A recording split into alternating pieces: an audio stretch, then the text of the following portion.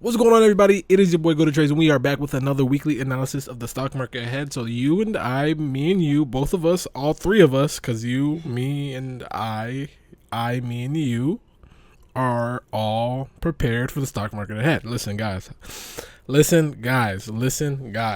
These videos all stack, right? Every week we do a weekly analysis video, and they all stack. They all help each other. I guess they all work in chronological order. I mean, obviously, because they're uploaded in time format, but they stack, right? So with that being said, that means that this video is just a continuation of the predecessor, right? Of each video before. So the video before that is kind of the successor of the next, and yeah. Okay, so this is pretty much very important that every week you're tuning into this channel. Every week you're tuning in, you have that notification bell. I almost butchered that. The notification bell enabled, and you guys can see every week when I am actually, making these videos, because they will help you.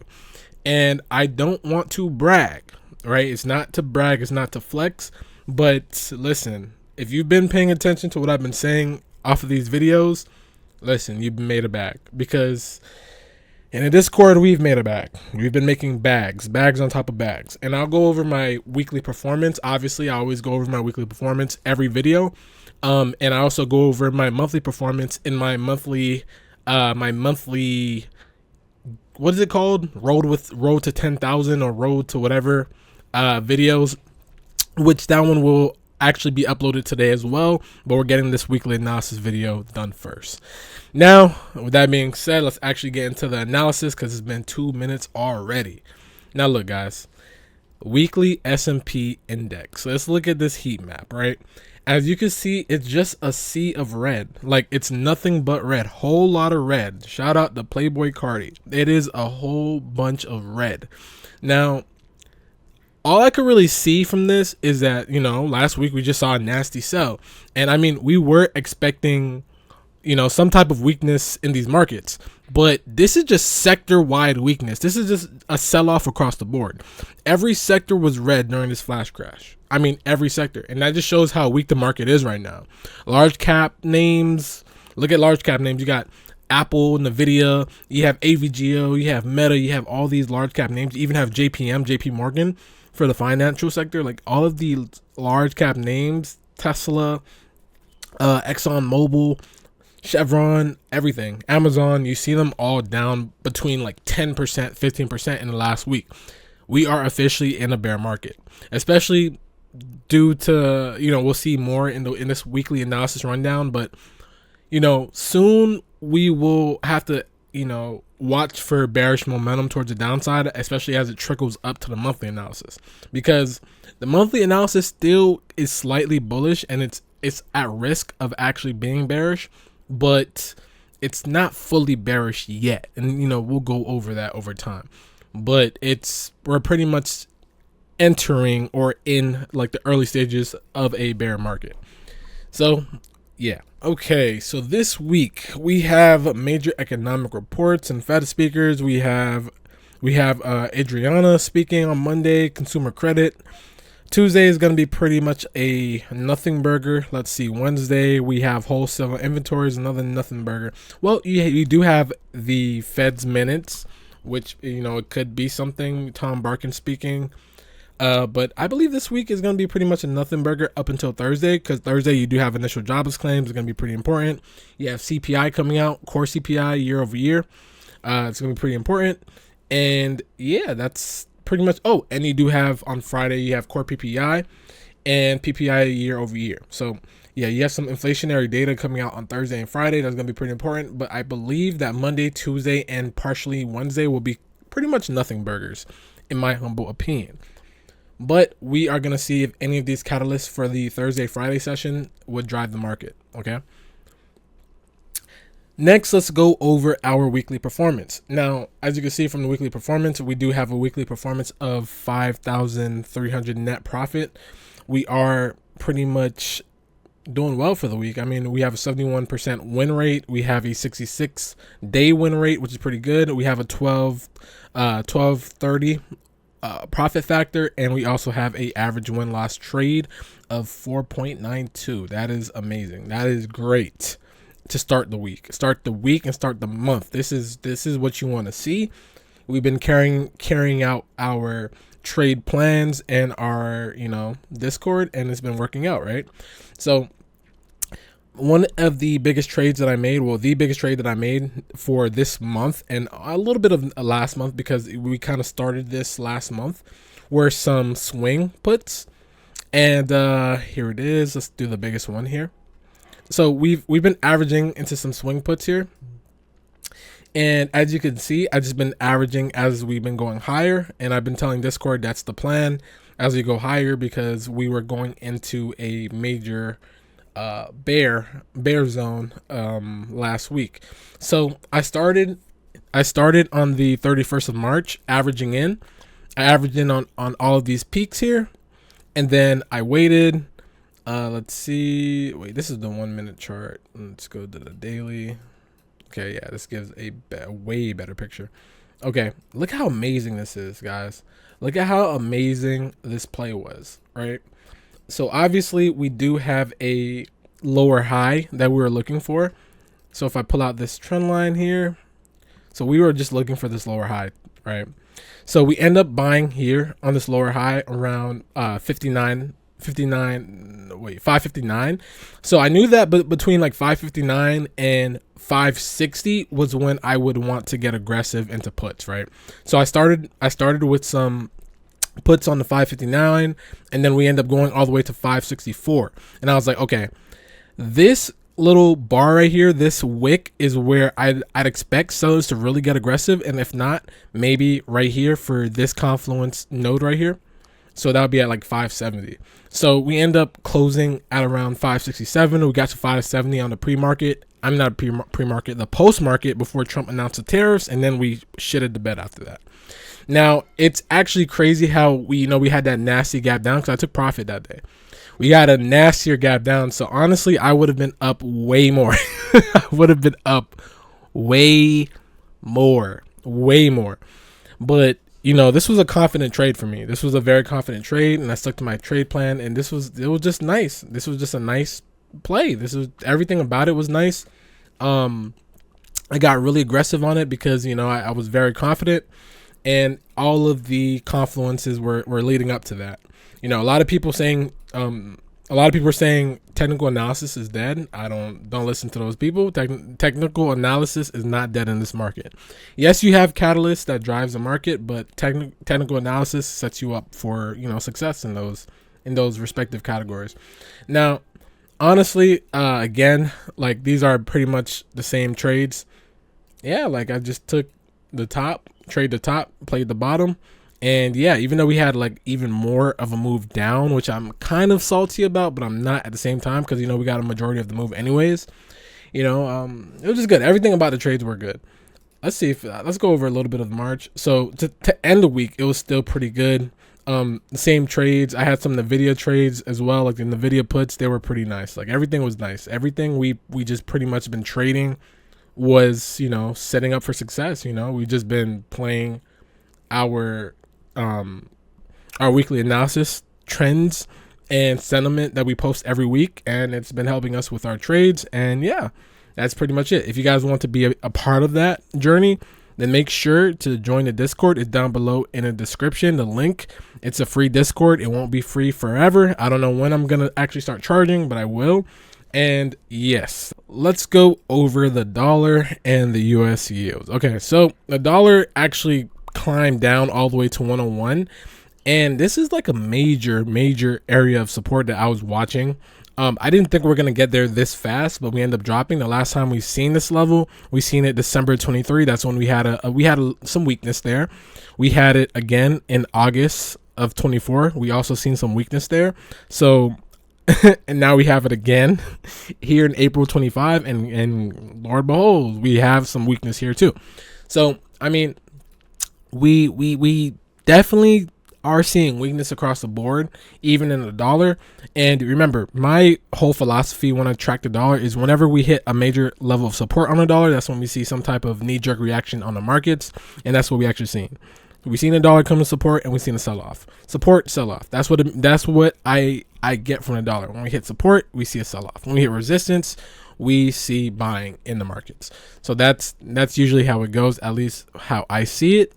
And yeah, so at this point, I do think that we are climbing to reach back into this 105, 106 area. So anywhere between,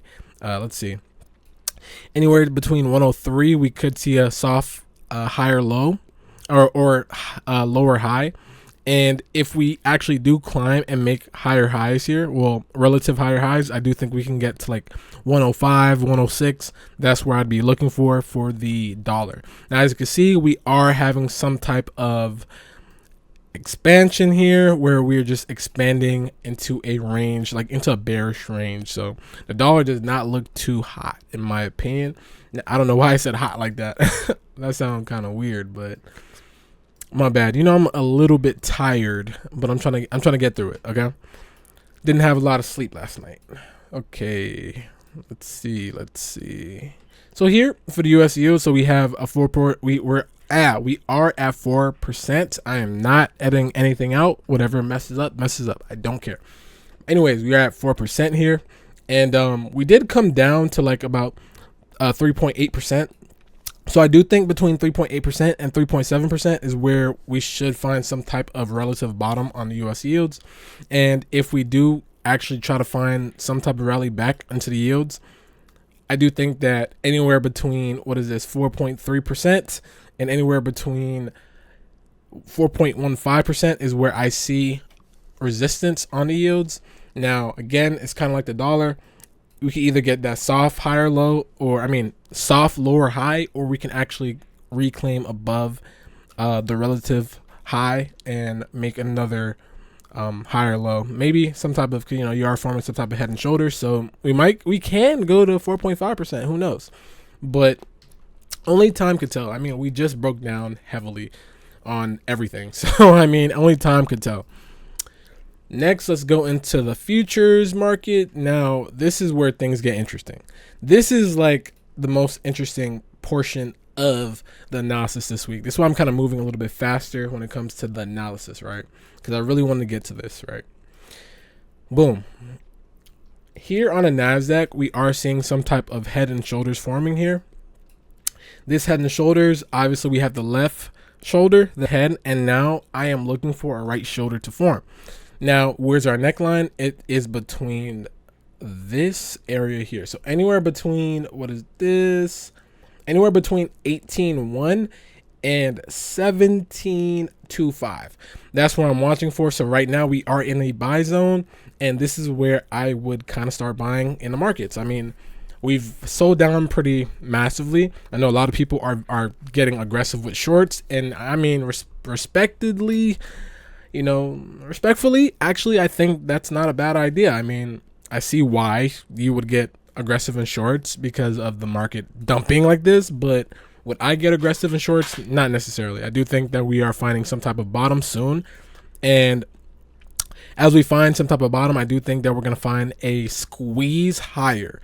Now, this squeeze, if we actually break back above this trend line, so we are trending with this trend line, this downwards trend line being the resistance zone. If we break above that resistance zone, so this week we would have to break above 19.8. So this week we'd have to break above 19.8, and if we break above 19.8, I do think that we can try to test this area of resistance, which is between 21,150 and 21,500.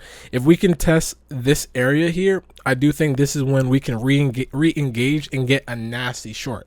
Now, why do I think this is super important? Because let's go back to our trade, right? You see how we had you see how this was a very good trade, especially for this nasty downside, and we got a lot of that move, that bulk of the move, right? I do think that we're not done with the sell-off. I don't think we're done. I think we have more room towards that downside. And you can see that, right? You do have this head and shoulders. Usually head and shoulders, you come back down, you retest the lows, and you V recover off these lows. So if we V recover off the lows, this is where you would want to re-engage. You know, imagine this, right? We V recover here, and everybody starts getting, you know, excited again. Everyone starts getting bullish, and then you start consolidating. You might even just break above, right? Just like how we did before, we broke above and then we sold off. So look, we might even break above and break right back down, right? That is what I'm watching for. That would be the most ideal scenario on the MQ. I do think that we're going to set up for a major head and shoulders here, especially if things are starting to get worse and we are going into the recessionary path, like everyone is saying. That's what I'd be watching. But even if we don't get up here, right, we do still have higher lows right here. So even if this week, and it kind of lines up to our weekly expected move, even if we get some type of recovery here this week, anywhere between 19.6 is where I'd be looking to see if bears are going to step in aggressively. So anywhere between 19.6 and 19,000, I do believe bears would sit. Next, let's move to the ES. The ES is pretty similar. Boom. Let's go to the ES. So the ES, I mean, the ES is pretty similar, but the ES isn't as clear as the NASDAQ, right? The NASDAQ, I could clearly see the head and shoulders. With this one, it's like, yeah, you could kind of still see the head and shoulders. You still have your head, shoulder, and maybe a formation of your right shoulder. But how you're breaking down, it's kind of breaking too far below the neckline, because you have a neckline between here and here. So this would be your neckline, right?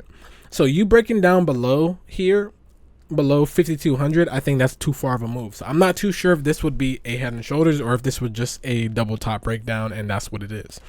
So if we actually break back above, which the level is 55.6 or 55 or 5,555, so 5,555, right? If we break back above that, then I do believe that we can probably test this neckline break here at 5,800, 5,800 or 5,900, around there. And this can constitute as some type of head and shoulders.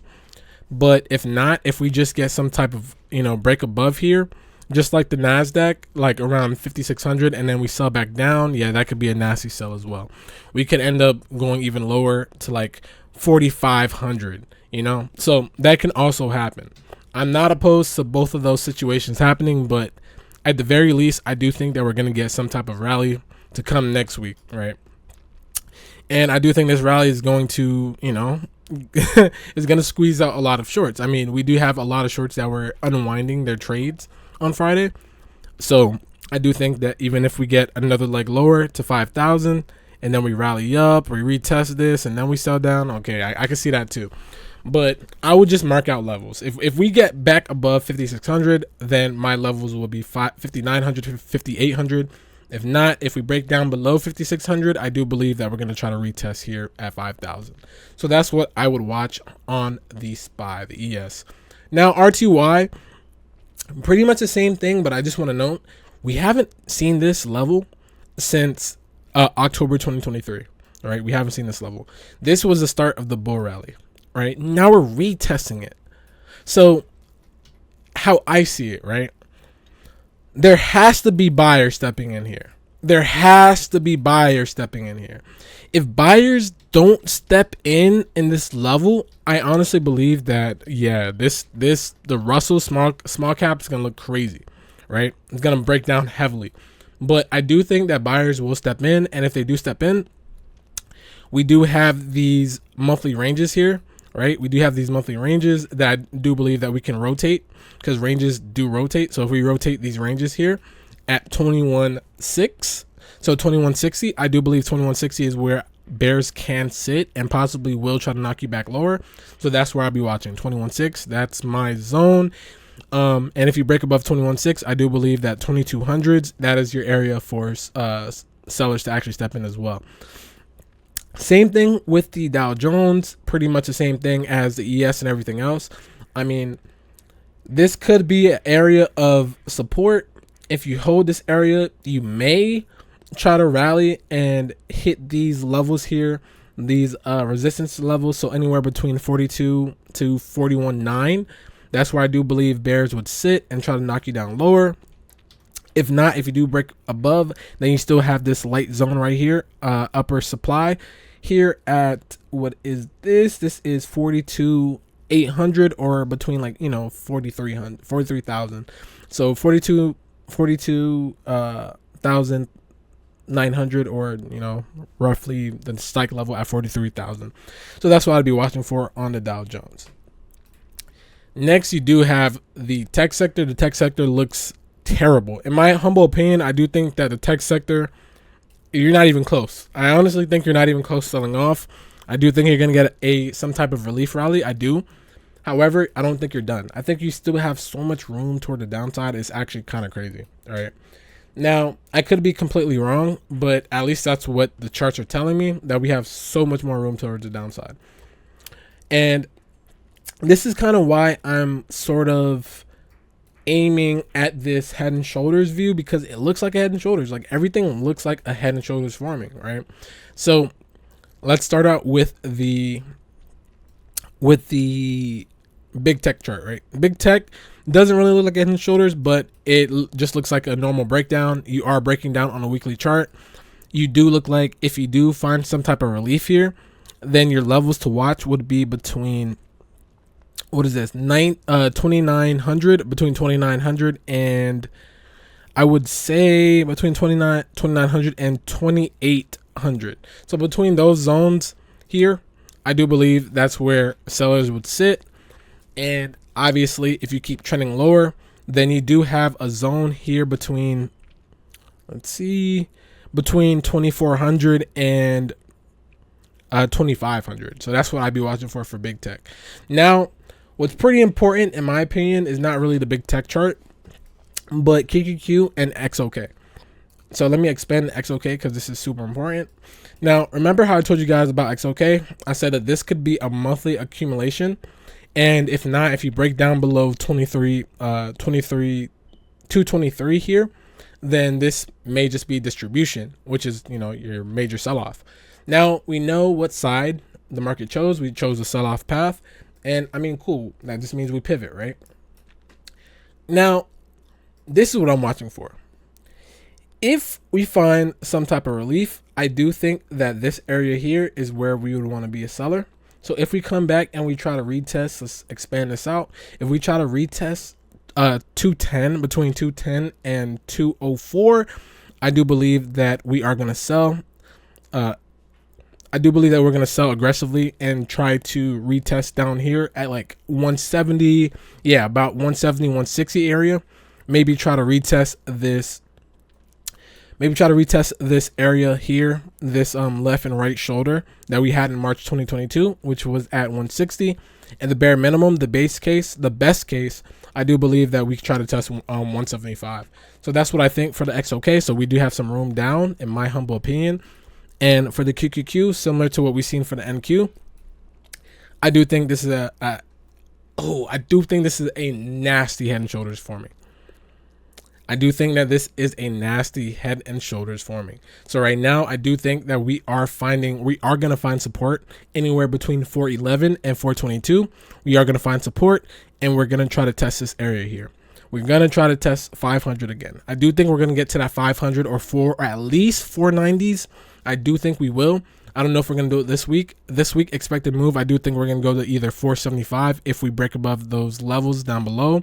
So between 475 and 460, that's what I'd be watching for this week. But eventually, if it's not this week, maybe sometime this month, I do think we're going to test this. We do have a head and shoulders forming.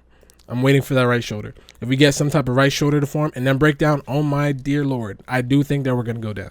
I do think that we're going to go down and try to retest. Even if we retest this zone here, we do have at 360, between 360 to 340. I think that's possible. I think that's completely possible. Even if we go to 380s, I do think it's possible for sure. So that's what I'd be watching for. I would re-engage somewhere up here. Next, let's go to our chips. So chips is looking pretty bad. Now, I've been talking about chips for a while. I've been telling you guys that chips is just a no-go. This is horrible, all right? There was nothing good about chips, like literally nothing good. I've been saying it. That's why I've been shorting the video for so long. And I've been short on chips. Like, I've just been shorting chips all month of March. It was the easiest trade ever, right? Now, this breakdown on chips was terrible, but do I think it's done? Heck no. I do think, just like the broader market, that we have more room towards the downside, but I do want to see, because we broke this neckline, right? On the SMH, let me go ahead and show you guys here. On the SMH, we did break this neckline, right? We did break this neckline. I said if we break this neckline, we're gonna have a nasty sell. We broke the neckline, and NVIDIA is now at the 90s, right? Now, I do think whenever we break key levels, we want to see a retest, right? So if we break this key level, which we did, I do want to see some type of retest. So even if we come even a little bit lower, we curl up and we retest this. So if we retest, what is this, 200 or 205, I do think we see another leg lower. That's what I want to see. Even if we retest and we get some type of a fake out, right? So let's say we retest, we sell a little bit, get everybody, back on the bandwagon to the downside, and we get another leg higher to just to do some type of look above, and then we fail it. This can still be another head and shoulders for me. So that means that we have another level of contention here at 225, which is completely possible. We get to 225 and we sell right back off. And that's what I'm watching for. My level, my target that I believe that SMH is going to get to is 160. So between 160 and 150, I do believe that's where real buyers sit. And we are still sitting in a range. Like, look, we have nothing. We literally, between the zone here, between 205 to 160, we have nothing. So if we get some type of retest here, that's where I'll be short. And oh my God, this can be like a major payout, right? Now let's look at the XSD. XSD is pretty similar, but you broke down. Point blank period, you broke down. This was your major uptrend you've had since 2020, and now you just broke structure. You made a lower low here. You broke down. Now, obviously, I do think that we'll have a nastier downtrend if we break down underneath 140, but we still have to see. Maybe we try to retest again. We try to retest this 206 and then break down. I don't know. That's what I'd be watching for. Similar to the SMH, the SOXX, super important here, right? You look crazy. You do look crazy. Now, you can argue that, in a monthly scheme of things, we are just making a higher low here. If we hold this, yeah. But if we break underneath 145, what is this? Yeah, if we break underneath 145, then we just broke monthly structures. That means we're even more bearish. But again, what I'd be watching for, if we get some type of retest here, a retest trade between 193 and 200, I do think we'll have some type of lower high opportunity for more downside. And that's what I'd be watching. So that's pretty much it. I don't have any stocks that I'm particularly watching at the moment. Usually I give you guys some individual names I'm watching or even sectors that I'm watching, but at the moment everything is just pretty much down and out. So I just need more data to back up any more trades. Now I am in some trades. I am in some swings for SPY calls. So maybe I could just go over why and where's my mindset for that. So here on the SPY, similar to what I've been saying for the ES, right? You are at a monthly zone here, right? Now, I knew we were gonna try to tag some of these gaps that we left. So we have a gap here that I knew we were gonna try to target at 530. So that's what I wanted to see, right? I thought we'd get some type of reversal here, but because we gapped down, we have a double gap there, right? So we have a gap here, and notice we do have a gap down here at 499. So I do think that we might even see some more action toward the downside and scraping this 499 area. So if we do get some sellers at 499, I do think we are going to become buyers here as well. But what I'm watching for is I'm watching for that lower high, right? I'm going to just play the upside for the lower high here. So if we get some type of test at 560, that's what I watch, right? That's where I watch for a head and shoulder. So we have a major head, we have a left shoulder, and now I'm setting up for the right shoulder, right? And if you notice, 555 is where we had that major consolidation area, right? 555 was the area to break down on the SPY. And let me go ahead and show you. So yeah, 555, that was your area to break down. If you could break down below 555, that's when you got super bearish. and we end up breaking down. And yeah, so now I'm looking for that retest trade. Retest trades 9 times out of 10 always happens. You get that initial breakdown, and then you always retest. So that's what I'm watching for. I'm watching for this retest, and maybe if we can even fill in this gap here, then I do think we're going to go back even lower. So that's what I'm watching for, and that's where I would get aggressive into shorts. But at the moment, all I'm doing is watching this to play out. Some type of relief rally back into 555, 553, and then we sell right back down and retag lows. That's what I am watching for. That's what I think is going to happen. Now, obviously, we have to see if price action can validate that. Okay. But anyways, if you guys enjoyed the video, make sure to leave a like, comment, subscribe if you're new. And with that being said, this is your boy Go to Trades. And remember, my Discord link is down below in the description. Join now while it's free. That's all I got to say. Anyways, stay green next week and don't let the market beat you. Beat the market. Anyways, I am gone. Peace.